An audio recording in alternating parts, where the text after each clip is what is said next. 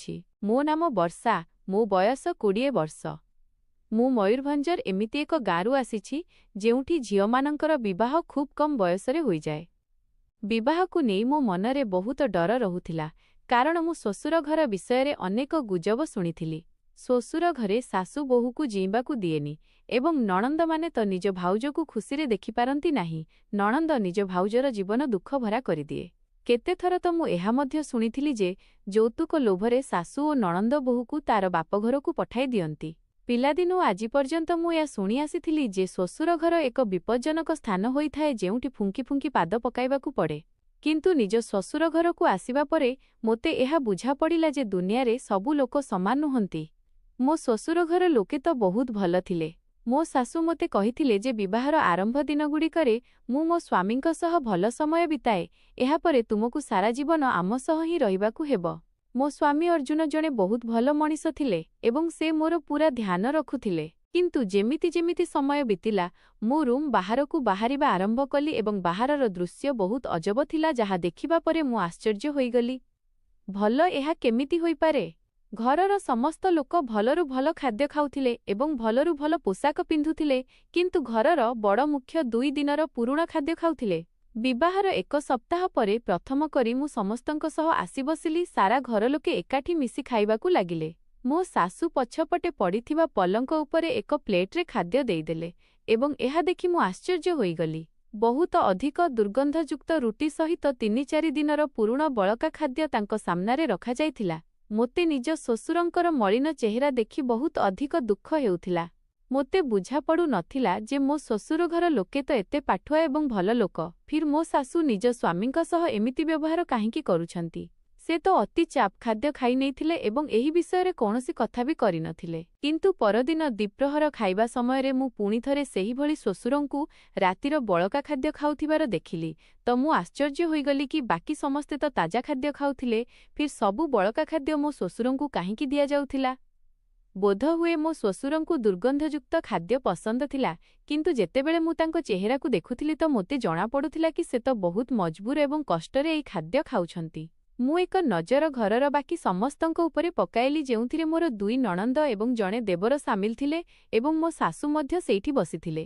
କିନ୍ତୁ ସେମାନେ ସମସ୍ତେ ବହୁତ ଆରାମରେ ଖାଉଥିଲେ ଏବଂ କାହାରିକୁ ବି ଏହି କଥାରେ କୌଣସି ଫରକ ପଡ଼ୁନଥିଲା କି ତାଙ୍କ ବାପା ଦୁର୍ଗନ୍ଧଯୁକ୍ତ ଖାଦ୍ୟ ଖାଉଛନ୍ତି। ଯେବେକି ମୁଁ ମୋ ଘରେ ଏହା ଦେଖିଥିଲି ଯେ ମା ଭଲରୁ ଭଲ ଜିନିଷ ଆଗ ବାପାଙ୍କ ପାଇଁ ରଖୁଥିଲେ। ଯେତେବେଳେ ମୋ ବାପା ଖାଇବାକୁ ବସୁଥିଲେ ତ ସମସ୍ତେ ତାଙ୍କୁ ବହୁତ ସମ୍ମାନ ଦେଉଥିଲୁ। ଆମେ ସବୁ ଭାଇ ଭଉଣୀ ସବୁଠୁ ଆଗେ ଖାଦ୍ୟ ବାଢ଼ି ବାପାଙ୍କ ଆଗକୁ କରୁଥିଲୁ ଏବଂ ପରେ ଆମେ ଖାଉଥିଲୁ।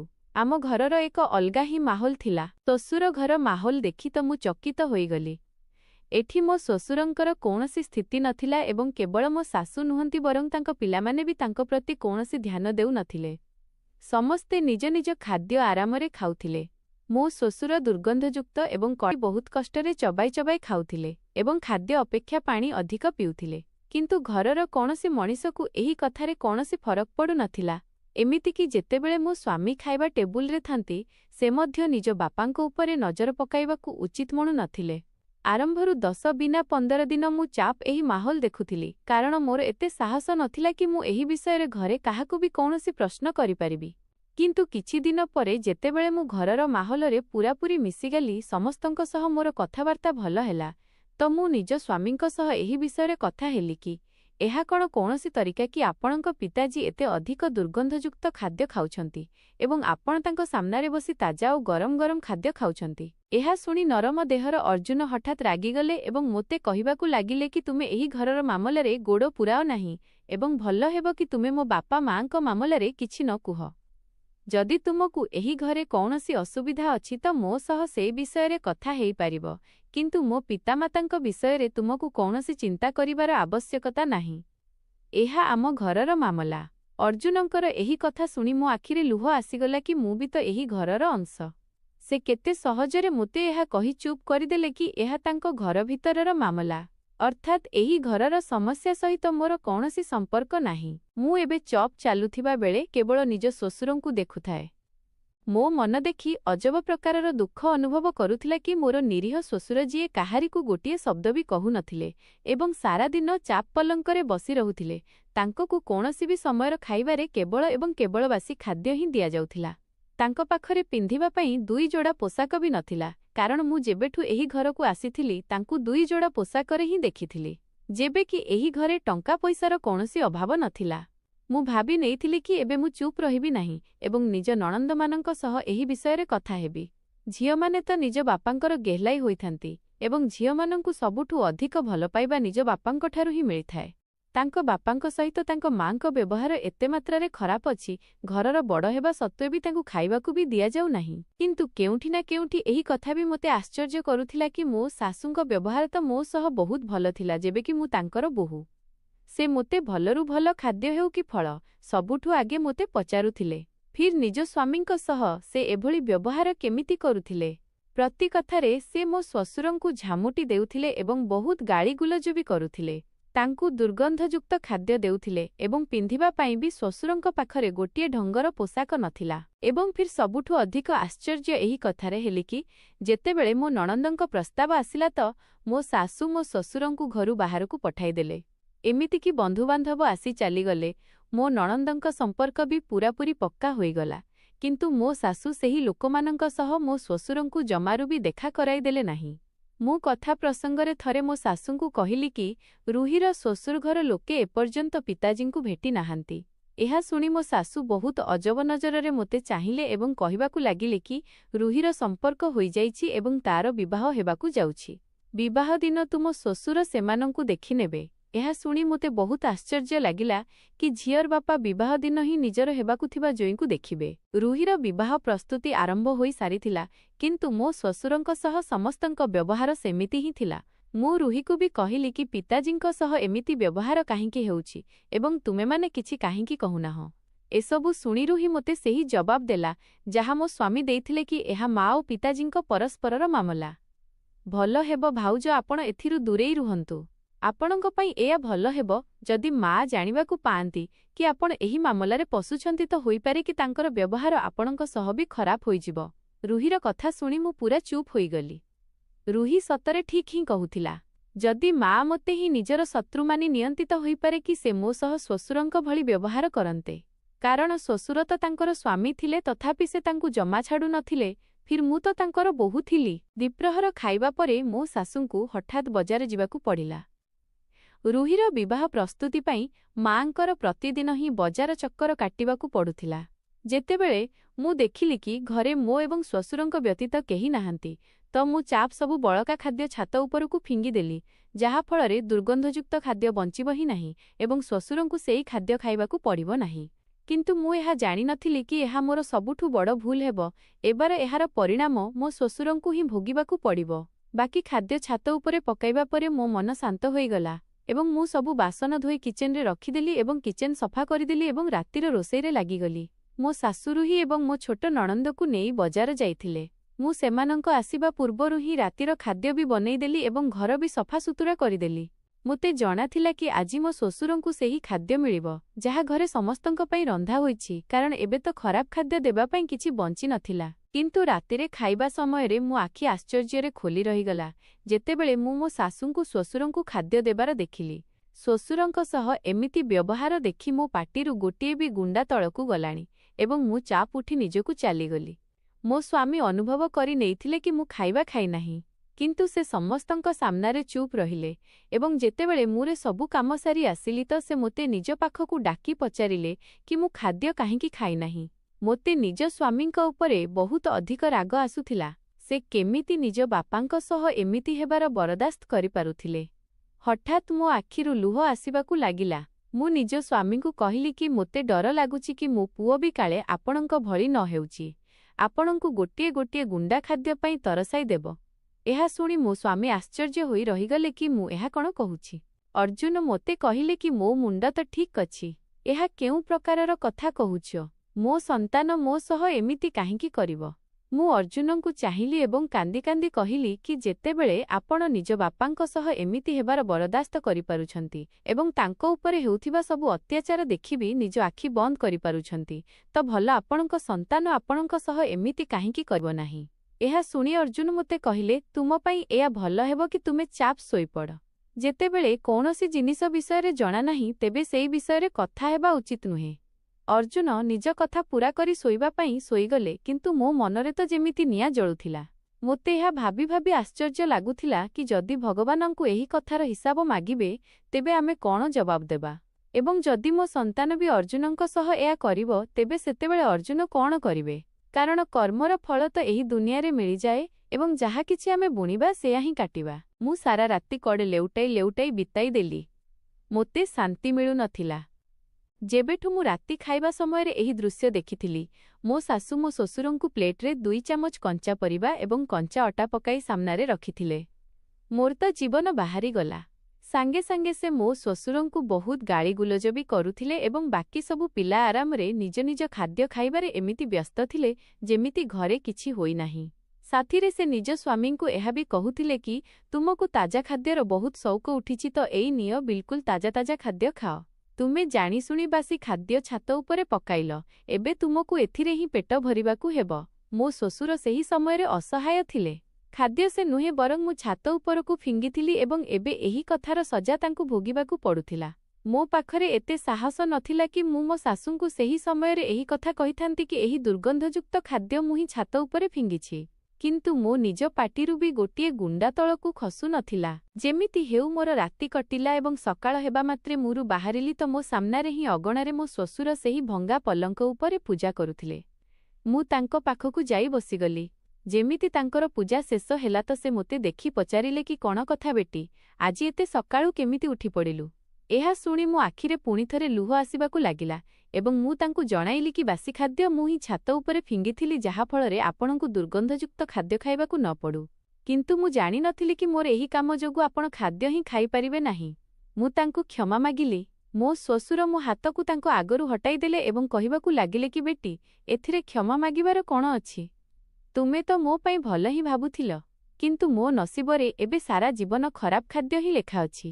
ଆଜି ମୋତେ ଏହି କଥା ଉପରେ ବି ବହୁତ ଆଶ୍ଚର୍ଯ୍ୟ ଲାଗୁଥିଲା କି ଏତେ ଶୀତ କାକରରେ ମୋ ଶ୍ୱଶୁର ଖୋଲା ଆକାଶ ତଳେ ପଲଙ୍କରେ କାହିଁକି ଶୋଉଛନ୍ତି, ଯେବେକି ମୋ ଶାଶୁ ନିଜରେ ଆରାମରେ ଶୋଉଛନ୍ତି।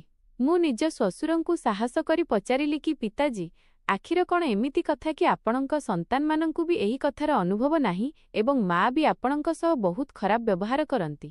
ଘରେ ସମସ୍ତେ ତାଜା ଖାଦ୍ୟ ଖାଉଛନ୍ତି, କିନ୍ତୁ ଆପଣଙ୍କୁ 2 ଦିନର ପୁରୁଣା ପଚା ଖାଦ୍ୟ ହିଁ କାହିଁକି ଦିଆଯାଉଛି? ଶ୍ୱଶୁର ମୋ କଥା ଶୁଣି ଟିକେ ହସିଲେ ଏବଂ କହିଲେ କି ମୋତେ ଖୁସି ଲାଗୁଛି କି ମୋ ବୋହୂର ମୋର ଏତେ ବେଶୀ ଖିଆଲ ଅଛି। କିନ୍ତୁ ତୁମ ଶାଶୁ ମୋ ସହ ଖରାପ ବ୍ୟବହାର କରୁନାହାନ୍ତି କି ମୋ ପିଲାମାନେ ଖରାପ ନୁହନ୍ତି, ବରଂ ମୁଁ ସେଇଆ ଭୋଗୁଛି ଯାହା ମୁଁ ବୁଣିଥିଲି। ନିଜ ଶ୍ୱଶୁରଙ୍କ କଥା ଶୁଣି ମୁଁ ଚକିତ ହୋଇଗଲି କି ଏତେ ସବୁ ହେବା ପରେ ବି ତାଙ୍କର ନିଜ ସ୍ତ୍ରୀ ଏବଂ ପିଲାମାନଙ୍କଠାରୁ କୌଣସି ଅଭିଯୋଗ ନଥିଲା। ଯେବେକି ତାଙ୍କ ଅବସ୍ଥା ଦେଖିଲେ ମୋ ନିଜ ମନ ଜଳୁଥିଲା। ଶୀତ ବହୁତ ହେଉଥିଲା ଏବଂ ଏପର୍ଯ୍ୟନ୍ତ କେହି ନିଜରୁ ବାହାରି ନଥିଲେ। ମୁଁ ସଲ୍ ଘୋଡ଼େଇ ହୋଇ ଶ୍ୱଶୁରଙ୍କ ପାଖରେ ହିଁ ବସିଥିଲି, ଯେତେବେଳେ ସେ ଧୀରେ ଧୀରେ ମୋତେ ସବୁ କିଛି କହିବାକୁ ଲାଗିଲେ, ଯାହା ଜାଣିବା ପରେ ମୋ ଲୋମ ଟାଙ୍କୁରି ଉଠିଲା। ମୋ ଶ୍ୱଶୁର ମୋତେ କହିଲେ କି ଯେତେବେଳେ ତାଙ୍କର ମୋ ଶାଶୁଙ୍କ ସହ ବିବାହ ହେଲା ତ ସେମାନଙ୍କ ବୟସରେ ବହୁତ ଅଧିକ ପାର୍ଥକ୍ୟ ଥିଲା। ମୋ ଶାଶୁ ଜଣେ 16 ବର୍ଷ ବୟସର ଝିଅ ଥିଲେ, ଯେବେକି ମୋ ଶ୍ୱଶୁର 32 ବର୍ଷର ଥିଲେ। ମୋ ଶ୍ୱଶୁର କହିବାକୁ ଲାଗିଲେ କି ତାଙ୍କ ମା ଶୁଣି ତାଙ୍କ ବିବାହ ବହୁତ ବିଳମ୍ବରେ କରାଇଥିଲେ, କାରଣ ସେ ଘରେ ଏକମାତ୍ର ରୋଜଗାରିଆ ଥିଲେ ଏବଂ 6 ଜଣ ଭଉଣୀଙ୍କର ଏକମାତ୍ର ଭାଇ ଥିଲେ। ତାଙ୍କ ମା ପ୍ରଥମେ ତାଙ୍କ ରୋଜଗାରରେ ପୂରା ଘର ବନାଇଲେ ଏବଂ ନିଜ ଝିଅମାନଙ୍କର ବିବାହ ସ୍ଥିର କଲେ। ଏହାପରେ ହିଁ ତାଙ୍କ ବିବାହ ମୋ ଶାଶୁଙ୍କ ସହ କରାଇଲେ। ମୋ ଶ୍ୱଶୁରଙ୍କ ମା ଜାଣିଶୁଣି ଏକ କମ୍ ବୟସର ଝିଅ ସହ ତାଙ୍କର ବିବାହ କରାଇଥିଲେ, ଯାହାଫଳରେ ସେ ତାକୁ ଦବାଇ ରଖିପାରିବେ। ମୋ ଶ୍ୱଶୁର କହିଲେ କି ଯେତେବେଳେ ମୋ ଶାଶୁ ବିବାହ କରି ତାଙ୍କ ଘରକୁ ଆସିଲେ ତ ସେ ପ୍ରଥମ ଦିନରୁ ହିଁ ନିଜ ଶାଶୁଙ୍କ ଚାକରାଣୀ ବନିଗଲେ। ତାଙ୍କ ଶାଶୁ ତାଙ୍କୁ ଖାଇବାକୁ ବି ଦେଉନଥିଲେ ଏବଂ ସବୁ ଖାଦ୍ୟ ନିଜ ଝିଅମାନଙ୍କ ଘରକୁ ପଠାଇ ଦେଉଥିଲେ ଏବଂ ମୋ ଶାଶୁଙ୍କ ଭାଗରେ ସବୁବେଳେ ବଳକା ଏବଂ ପଚା ଖାଦ୍ୟ ହିଁ ଆସୁଥିଲା। କିନ୍ତୁ ମୋ ଶାଶୁ କେବେ ବି ମୁହଁ ଖୋଲିନଥିଲେ ଏବଂ ମୋ ଶ୍ୱଶୁର ଏହି ସବୁ ଅତ୍ୟାଚାର ଦେଖିବି ନିଜ ମାଙ୍କ ଖାତିରରେ ଚୁପ୍ ରହିଲେ। ମୋ ଶାଶୁ ମାତ୍ର 17 ବର୍ଷର ଥିଲେ ଯେତେବେଳେ ତାଙ୍କ ଘରେ ଅର୍ଜୁନ ଜନ୍ମ ହେଲେ। ପେଟ ଭରି ଖାଦ୍ୟ ନ ମିଳିବା କାରଣରୁ ମୋ ଶାଶୁଙ୍କ ଅବସ୍ଥା ବହୁତ ଖରାପ ରହିବାକୁ ଲାଗିଲା, କିନ୍ତୁ ସେସବୁ ସତ୍ତ୍ୱେ ବି ଘରର ସବୁ ଦାୟିତ୍ୱ ତାଙ୍କରି ମୁଣ୍ଡରେ ଥିଲା। ମୋ ଶ୍ୱଶୁରଙ୍କ ସବୁ ଭଉଣୀମାନେ ଆସି ତାଙ୍କୁ ବହୁତ ହଇରାଣ କରୁଥିଲେ। ମୋ ଶ୍ୱଶୁରଙ୍କର ବହୁତ ଭଲ ସରକାରୀ ଚାକିରି ଥିଲା, କିନ୍ତୁ ଏହାପରେ ବି ସେ ନିଜ ସ୍ତ୍ରୀକୁ ଗୋଟିଏ ବେଳାର ଭଲ ଖାଦ୍ୟ ବି ଖୁଆଇ ପାରୁନଥିଲେ। ଯେବେକି ତାଙ୍କ ଭଉଣୀମାନେ ଯେତେବେଳେ ରହିବାକୁ ଆସୁଥିଲେ ତ ସେମାନଙ୍କ ପାଇଁ ଭଲରୁ ଭଲ ବ୍ୟଞ୍ଜନ ବନୁଥିଲା ଏବଂ ମୋ ଶାଶୁ ସାରା ଦିନ କିଚେନରେ କାମ କରୁଥିଲେ ଏବଂ ଶେଷରେ ତାଙ୍କ ପାଇଁ ଖାଇବାକୁ ଗୋଟିଏ ଗୁଣ୍ଡା ବି ବଞ୍ଚୁ ନଥିଲା।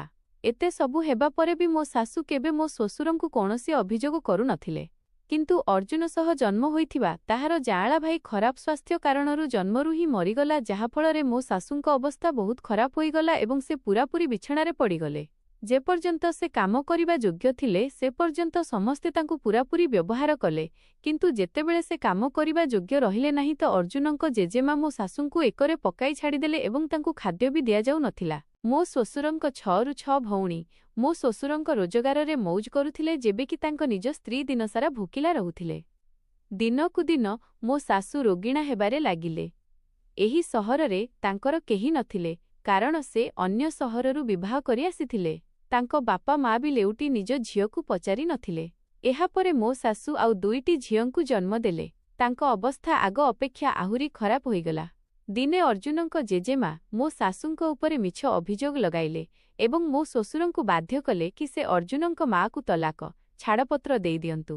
ଏହିପରି ଭାବରେ ସେ ବାଧ୍ୟ ହୋଇ ଅର୍ଜୁନଙ୍କ ମା ଅର୍ଥାତ୍ ମୋ ଶାଶୁଙ୍କୁ ତଲାକ ଦେଇଦେଲେ। ନିଜ ଶ୍ୱଶୁରଙ୍କ ଏହି କଥା ଶୁଣି ତ ମୋ ଲୋମ ଟାଙ୍କୁରି ଉଠିଲା କି ମୋ ଶାଶୁ ଶ୍ୱଶୁର ସ୍ୱାମୀ ସ୍ତ୍ରୀ ହୋଇ ରହିନାହାନ୍ତି। ଏହି କଥା ତ ମୋ ପାଇଁ ଏକ ବଡ଼ କାଠାରୁ କମ୍ ନଥିଲା। ନିଜ ସ୍ୱାମୀଙ୍କଠାରୁ ତଲାକ ପାଇବା ପରେ ବି ମୋ ଶାଶୁଙ୍କୁ ମଜବୁର ହୋଇ ଏହି ଘରେ ରହିବାକୁ ପଡ଼ିଲା। ସେ ଆଗରୁ ଚାକରାଣୀ ଭଳି ଜୀବନ କାଟୁଥିଲେ, ଏବେ ତ ତାଙ୍କର ସ୍ଥିତି ମାଟି ସମାନ ବି ରହିଲା ନାହିଁ। ସେ ବହୁତ ଖରାପ ପରିସ୍ଥିତିରେ ନିଜ ଜୀବନର ଆରମ୍ଭ କଲେ ଏବଂ ଫିର୍ ଦେଖୁ ଦେଖୁ କିଛି ବର୍ଷରେ ମୋ ଶ୍ୱଶୁରଙ୍କ ମାଆଙ୍କର ମୃତ୍ୟୁ ହୋଇଗଲା। ମୋ ଶ୍ୱଶୁର ଅବସର ନେଲେ ତ ତାଙ୍କ ଭଉଣୀମାନେ ବି ସବୁ ନିଜ ନିଜ ଜୀବନରେ ମଜଗୁଲ ହୋଇଗଲେ, କାରଣ ଏବେ ତାଙ୍କ ଭାଇ ପାଖରେ ଟଙ୍କା ନଥିଲା ଯାହା ଉପରେ ସେମାନେ ମଉଜ କରିପାରିବେ। ଏତେ ବର୍ଷରେ ଅର୍ଜୁନ ବହୁତ ବଡ଼ ହୋଇଯାଇଥିଲା ଏବଂ ସେ ନିଜ ମା ଉପରେ ହେଉଥିବା ସବୁ ଅତ୍ୟାଚାରକୁ ନିଜ ଆଖିରେ ଦେଖିଥିଲା। ମୋ ଶ୍ୱଶୁରଙ୍କ ଅବସର ପରେ ଅର୍ଜୁନ ଚାକିରି ଆରମ୍ଭ କରିଦେଲା ଏବଂ ସେ ଛୋଟମୋଟ ଚାକିରି କରି ସେ ନିଜ ପାଠପଢ଼ା ସହିତ ଘର ଖର୍ଚ୍ଚ ବି ଚଳାଇବା ଆରମ୍ଭ କଲା। ଧୀରେ ଧୀରେ ଘରେ ଅର୍ଜୁନ ଏବଂ ତା ମାଆଙ୍କର ପତିଆରା ବଢ଼ିଗଲା ଏବଂ ମୋର ଶ୍ୱଶୁରଙ୍କର ସ୍ଥିତି ସେଇଆ ହୋଇଗଲା ଯାହା ଅର୍ଜୁନଙ୍କ ମାଆଙ୍କର ଥିଲା। ସମୟର ଚକ ବହୁତ ଶୀଘ୍ର ବଦଳି ଚାଲିଥିଲା ଏବଂ ପରିସ୍ଥିତି ପୂରାପୂରି ବଦଳିଗଲା। ଏବେ ମୁଁ ମଜବୁର ହୋଇ ସାରିଥିଲି କି ମୁଁ ଅର୍ଜୁନଙ୍କ ମାଆଙ୍କ ଦୟାରେ ପଡ଼ି ରହୁଥିଲି। ମୋତେ ପଚାରିବାକୁ ଏବେ କେହି ନଥିଲେ। ଆମ ଦୁହିଁଙ୍କର ତଲାକ ହୋଇ ସାରିଥିଲା, କିନ୍ତୁ ଏସବୁ ସତ୍ତ୍ୱେ ବି ଅର୍ଜୁନଙ୍କ ମା ଏହି ଘରେ ଥିଲେ। ସେ ପ୍ରଥମେ ଏଥିପାଇଁ ମଜବୁର ଥିଲେ ଏବଂ ଏହି ଘରେ ରହୁଥିଲେ। ଏବେ ଏହା ମୋର ମଜବୁରି ବନିଯାଇଥିଲା କି ମୁଁ ତାଙ୍କୁ ଏହି ଘରୁ ଯିବାକୁ ଦେଇପାରୁ ନଥିଲି, କାରଣ ଯଦି ସେ ଚାଲିଯାଇଥାନ୍ତେ ତ ମୁଁ ଏକା ହୋଇଯାଇଥାନ୍ତି ଏବଂ ଏହି ବଡ଼ ଘରେ ଏକା କ'ଣ କରିଥାନ୍ତି। ମୋର ତ ବୟସ ବି ବହୁତ ହୋଇଯାଇଥିଲା। ମୋ ପିଲାମାନେ ମୋତେ ଘୃଣା କରିବାକୁ ଲାଗିଥିଲେ ଏବଂ ଅର୍ଜୁନଙ୍କ ମାଆଙ୍କ ମନରେ ବି ମୋ ପାଇଁ ଏବେ କୌଣସି ଦୟା ନଥିଲା, କାରଣ ମୁଁ ବିବାହର ଯେତେ ବର୍ଷ ବି ତାଙ୍କ ସହ ବିତାଇଲି ତାଙ୍କ ଉପରେ କିଛି ଦୟା କଲି ନାହିଁ, ବରଂ ସବୁବେଳେ ନିଜ ମାଆଙ୍କର ହିଁ ସାଥ ଦେଲି ଏବଂ ମୁଁ ନିଜ ଭଉଣୀମାନଙ୍କୁ ବହୁତ ଭଲ ପାଉଥିଲି ଏବଂ ମୁଁ ଅର୍ଜୁନଙ୍କ ମାଆଙ୍କ ଅପେକ୍ଷା ସବୁବେଳେ ନିଜ ଭଉଣୀମାନଙ୍କୁ ହିଁ ଜରୁରୀ ମନେ କଲି। ମୁଁ ନିଜ ଭଉଣୀମାନଙ୍କୁ ଟଙ୍କା ଦେଇପାରିଲି ନାହିଁ ତ ସେମାନେ ସମସ୍ତେ ମୋତେ ଛାଡ଼ି ଚାଲିଗଲେ। ସେହି ସମୟରେ ମୋତେ ଅନୁଭବ ହେଲା କି ସ୍ୱାମୀ ସ୍ତ୍ରୀ ପରସ୍ପର ପାଇଁ କେତେ ଜରୁରୀ। ଯଦି ମୁଁ ନିଜ ସ୍ତ୍ରୀକୁ ତାର ସଠିକ୍ ହକ୍ ଦେଇଥାନ୍ତି ଯାହାର ସେ ହକଦାର ଥିଲେ ତ ମୁଁ ବି ନିଜ ସଠିକ୍ ସ୍ଥାନରେ ଥାନ୍ତି। ମୋ ପିଲାମାନେ ବି ମୋତେ ଭଲ ପାଇଥାନ୍ତେ, ମୋତେ ସମ୍ମାନ ଦେଇଥାନ୍ତେ, ମୋ ସ୍ତ୍ରୀ ମୋତେ ନିଜ ମୁଣ୍ଡର ମୁକୁଟ କରି ରଖିଥାନ୍ତେ। କିନ୍ତୁ ମୁଁ ନିଜେ ହିଁ ନିଜ ହାତରେ ସବୁ ସମ୍ପର୍କକୁ ନଷ୍ଟ କଲି। ନିଜ ଆଖି ସାମ୍ନାରେ ସବୁ କିଛି ଭୁଲ ହେବାର ଦେଖିଲି, କିନ୍ତୁ କେବେ ରୋକିବାକୁ ଚେଷ୍ଟା କଲି ନାହିଁ, ଯାହାର ପରିଣାମ ମୁଁ ଆଜି ପର୍ଯ୍ୟନ୍ତ ଭୋଗୁଛି। ଏଥିରେ ଅର୍ଜୁନର କୌଣସି ଭୁଲ ନାହିଁ।